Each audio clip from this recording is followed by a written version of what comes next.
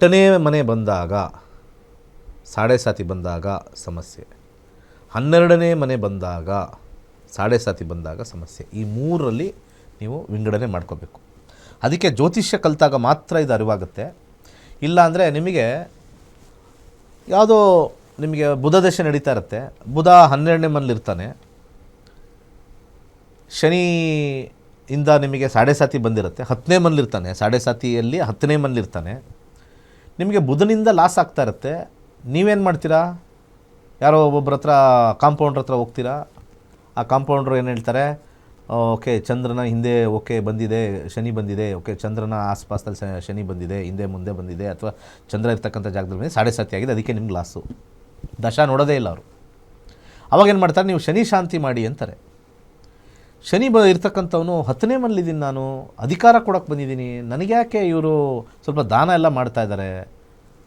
ಪೂಜೆ ಮತ್ತು ಪುನಸ್ಕಾರಗಳು ಅಂತಂದರೆ ಅದು ಸ್ವಲ್ಪ ದಾನಕ್ಕೆ ಸಮಾನ. ನಾವು ಅಧಿಕಾರವನ್ನು ಕಳ್ಕೊಳ್ತೀವಿ ಅವಾಗ ಪೂಜೆ ಮಾಡಿ, ಶನಿ ಪೂಜೆ ಮಾಡಿ ಅಧಿಕಾರವನ್ನು ಕಳ್ಕೊತೀವಿ. ಅದಕ್ಕೆ ಜನಗಳಿಗೆ ಏನು ಹೇಳ್ತೀವಿ,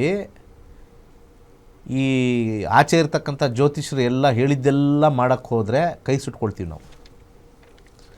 ಪೂಜೆ ಮಾಡಿ ಏನೂ ವರ್ಕ್ ಆಗಿಲ್ಲ, ಪೂಜೆ ಮಾಡಿ ಇನ್ನೂ ಅಧೋಗತಿಗೆ ಹೋದ್ವಿ ಅಂತಕ್ಕಂಥ ಒಂದು ವಿಚಾರವನ್ನು ನಾವು ನೋಡಿದಾಗ ಇಲ್ಲಿ ನಮಗೆ ಮೊದಲು ಬರ್ತಕ್ಕಂಥದ್ದೇನು ಭಾಳ ಇಂಪಾರ್ಟೆಂಟು, ಶನಿ ಸಾಡೆ ಸಾತಿಗೆ ನಾವು ದಾನ ಮಾಡಿದ್ವಿ ಅಥವಾ ಪೂಜೆ ಮಾಡಿದ್ವಿ ಅಥವಾ ಎಳ್ಳೆಣ್ಣೆ ಕೊಟ್ವಿ ಅಂತಂದಾಗ ಅವಾಗ 10ನೇ ಮನೇಲಿರ್ತಕ್ಕಂಥ ಸಾಡೆ ಸಾತಿ ನೀವು ದಾನ ಮಾಡಿ ನಿಮ್ಮ ಕೆಲಸನ ನೀವೇ ಕಳ್ಕೊಂಡ್ರಿ.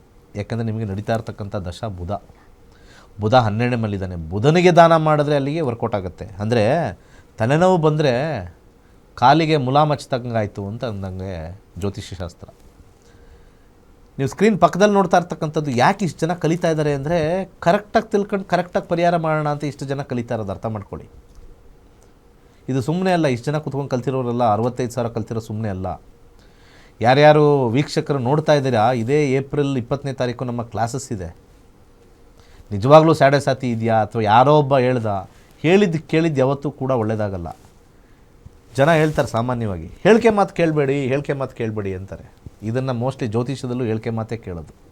ಯಾಕೆಂದರೆ ಆರೋಗ್ಯ ಅಂತಂದರೆ ನಿಮಗೆ ರಿಸಲ್ಟ್ ಇರ್ತದೆ, ಜ್ಯೋತಿಷ್ಯದಲ್ಲಿ ರಿಸಲ್ಟ್ ಆ ಥರ ನಿಮಗೆ ಬರೋದಿಲ್ಲ. ಯಾಕೆಂದರೆ ಆರೋಗ್ಯ, ಡಾಕ್ಟ್ರ್ ಹತ್ರ ಹೋದ್ರಿ, ತಲೆನೋವ್ತಾ ಇದೆ ಅಥವಾ ಜ್ವರ ಬಂದಿದೆ, ಸರ್ ಡಾಕ್ಟ್ರೇ ನಮಗೆ ತಲೆನೋವು ಬಂದಿದೆ, ಜ್ವರ ಬಂದಿದೆ, ಅವ್ರು ಇಮಿಡಿಯೇಟ್ ಟ್ಯಾಬ್ಲೆಟ್ ಬರ್ಕೊಡ್ತಾರೆ. 3 ಡೇಸಲ್ಲಿ ವಾಸಿ ಆದರೆ ಅವ್ನು ಕೊಟ್ಟಿರೋ ಮಾತ್ರೆ ವರ್ಕ್ ಆಯಿತು.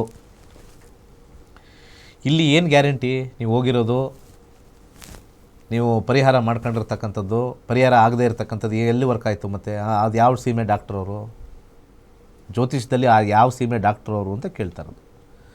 ನಮ್ಮಲ್ಲಿ ಬರ್ತಕ್ಕಂಥ ಕನ್ಸಲ್ಟೇಷನ್ ಬಂದರೂ ಕೂಡ ಅವ್ರಿಗೆ ಮದುವೆ ಯೋಗ ಇದ್ದರೆ ಇದೆ ಅಂತ ಹೇಳ್ತೀನಿ, ಕೆಲಸ ಸಿಗ್ತಕ್ಕಂಥ ಯೋಗ ಇದ್ದರೆ ಇದೆ ಅಂತ ಹೇಳ್ತೀನಿ, ಇಲ್ಲ ಅಂದರೆ ಇಲ್ಲ.